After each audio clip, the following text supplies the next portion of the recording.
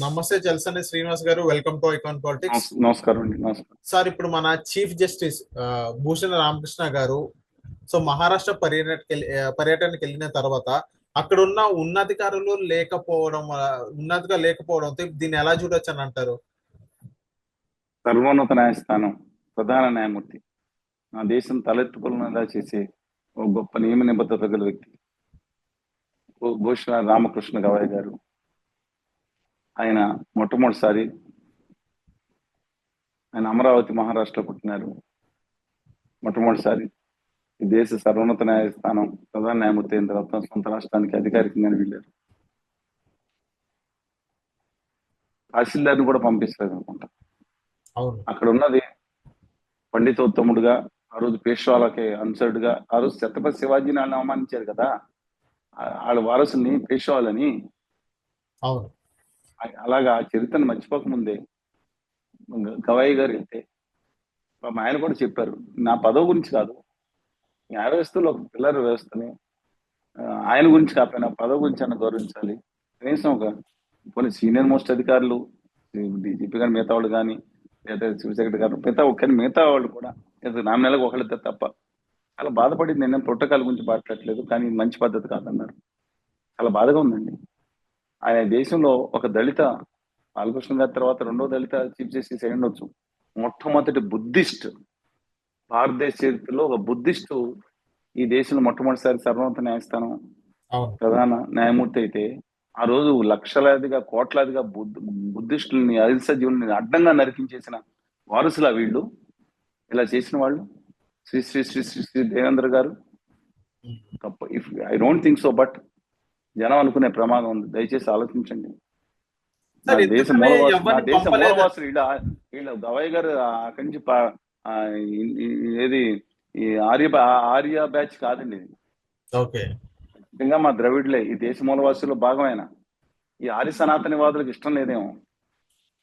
ఆర్య సనాతనివాదులు ఉన్నారు కదా, ఆమెన్ అనుకుంటారు, వీళ్ళకి ఇష్టం లేదేమో. మరి ఆంధ్రప్రదేశ్ నాయకులు కూడా ఒక్కళ్ళు కూడా ఖండించలేదు. ఎందుకనో బాధగా ఉంది నాకు. నేను చెప్తున్నాను, కళ్యాణ్ గారి గురించి మాట్లాడొద్దు, ఎంత తక్కువగా మాట్లాడుకుంటే మంచిది, మనకు అంత మంచిది. ఎందుకంటే సత్య పౌరు ఉత్తర భారతీయ అహంకారం నశించాలి, దక్షిణాది గురించి నేను ఆయనే మాట్లాడారు. దక్షిణాది వర్దిల్లాలన్నారు, హిందీని రుద్దుతానికి ఒప్పుకోని దాటి తీసేస్తానన్నారు. ఒక తరం అసలు ఉత్తరాది గురించి ఏం మాట్లాడారు, చలగట్టిగా మాట్లాడారు. ఇవాళ ఆయన అలాంటిది ఆయన ఎలా మారిపోయారు నేను మాట్లాడను.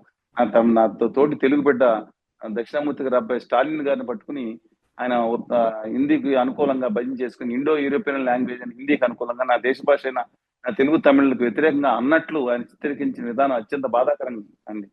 ఏ తెలుగు బిడ్డన్న ఆయన వీర ఫ్యాన్ కూడా దీనికి ఒప్పుకోరు.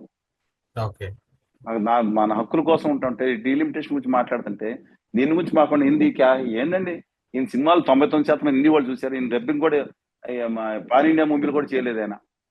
ఆయన 99.99% ఈ స్టేజ్కి వచ్చారంటే కేవలం తెలుగు ప్రేక్షకుల వాళ్ళు వచ్చారు. ఇంకో చూసుంటే తమిళ కొంతమంది చూసుకుంటారు. అట్లాంటిది ఆయన మన భాష మీదే ఇలా మాట్లాడతాం ఇండైరెక్ట్ గా చాలా బాధాకరంగా ఉందండి నాకు.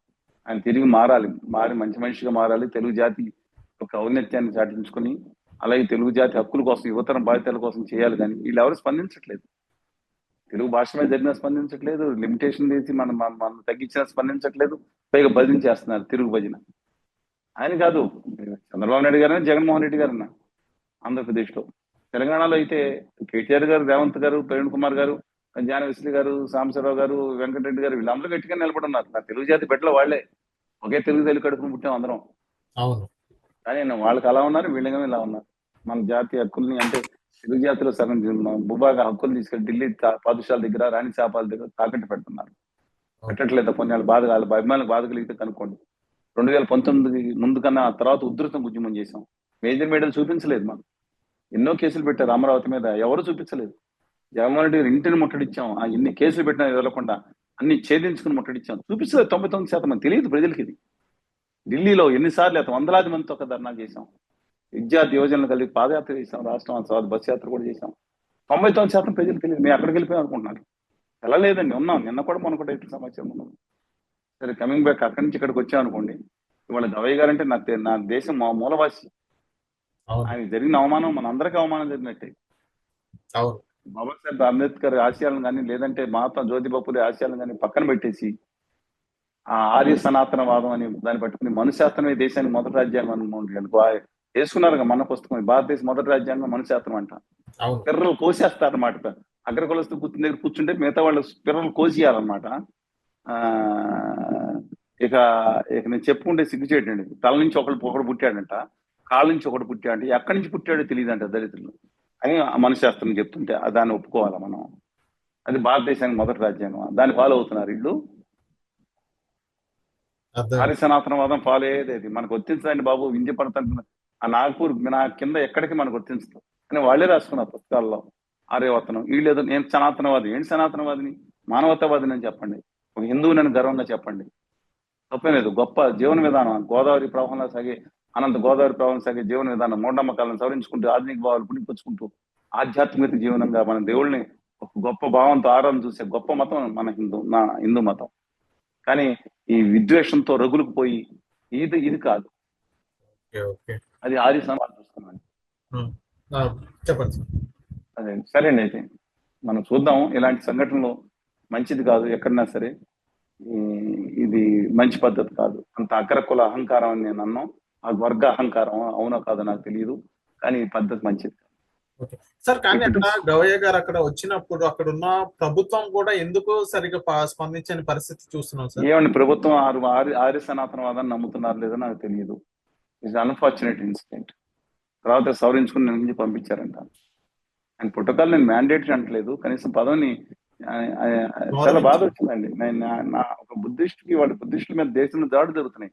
ఆ బమియాన్లో తాలిబాన్ నుంచి చెత్త దరిద్ర బ్యాచ్ కిను ఇవాళ బుద్ధిస్టుల విగ్రహాల మీద దాడి చేసిన ఇండియాలో నిన్నకాక మన గత ఉన్నందుకు తేడా లేదు. కోట్లాది మంది బుద్ధుల నుంచి నరికించేసిన ఈ చెత్త బ్యాచ్ వారసులు వీళ్ళు.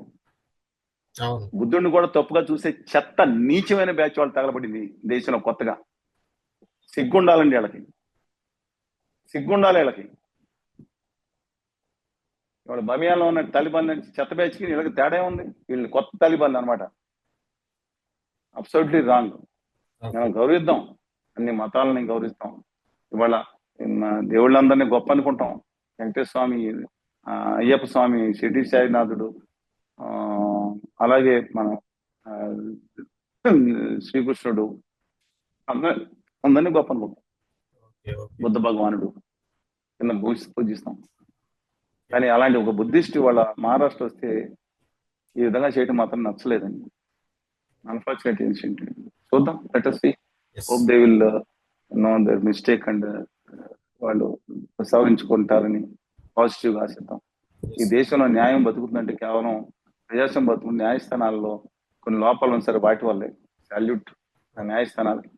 ఇప్పుడు కాదు, వీరు గారు కానీ, కన్నా గారు కానీ, చంద్రచూడ్ గారు కానీ, నారిమన్ గారు కానీ గొప్ప చీఫ్ జస్టిస్ వచ్చారు గత 4 సార్లు నుంచి. రమణ గారు కానీ ఎవరన్నా రెస్పెక్ట్ తెలుగు పెట్టారు. చూద్దామండి. నమస్కారం. Thank you sir. మ్యాగ్వన్ పాలిటిక్స్ వచ్చినందుకు.